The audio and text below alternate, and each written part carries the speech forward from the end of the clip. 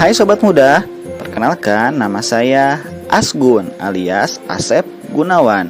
Saya adalah penyuluh narkoba BNN Kabupaten Kepulauan Sangihe.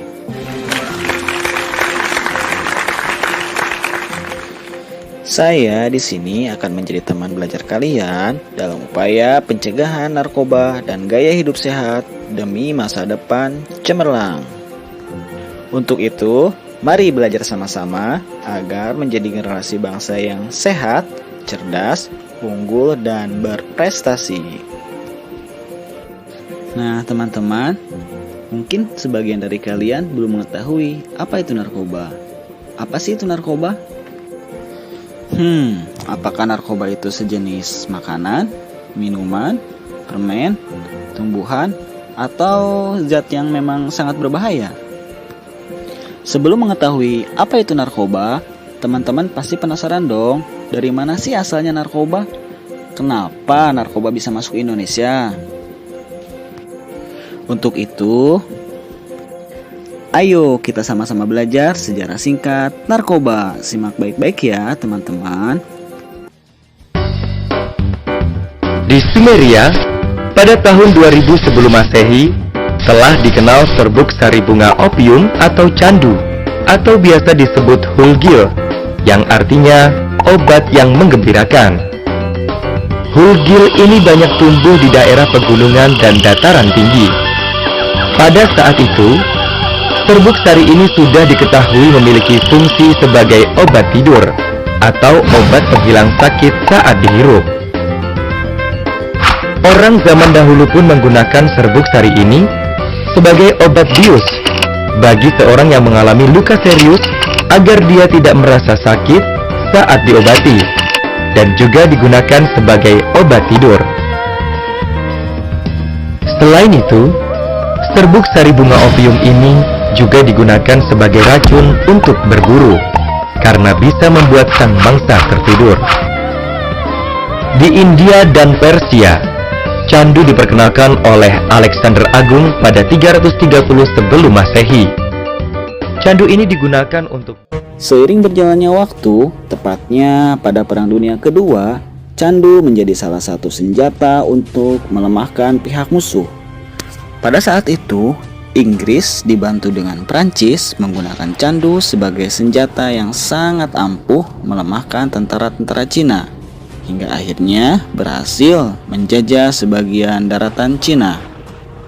Strategi Inggris menggunakan candu atau opium ini sebagai senjata memanglah sangat efektif. Terbukti banyak tentara-tentara Cina yang berhasil dilemahkan, dibuat mabuk, bahkan sampai tak berdaya untuk berperang melawan Inggris. Seperti yang kita ketahui, efek dari candu atau opium itu sendiri bisa membuat penggunanya tidak sadarkan diri, pusing, sampai kesakitan. Oleh karena itu, perang ini disebut dengan perang candu. Nah, teman-teman, dari candu inilah banyak orang-orang yang tidak bertanggung jawab mengembangkan candu menjadi berbagai jenis obat dan zat berbahaya yang kita kenal sebagai narkoba. Sangat disayangkan memang saat ini puluhan bahkan ratusan narkoba jenis baru beredar di seluruh dunia. Teman-teman, apakah sudah tahu bahwa sekarang narkoba sudah menjadi extraordinary crime atau kejahatan yang sangat luar biasa di dunia, di mana setiap negara di seluruh dunia semuanya sangat mengecam penyalahgunaan dan peredaran gelap narkoba.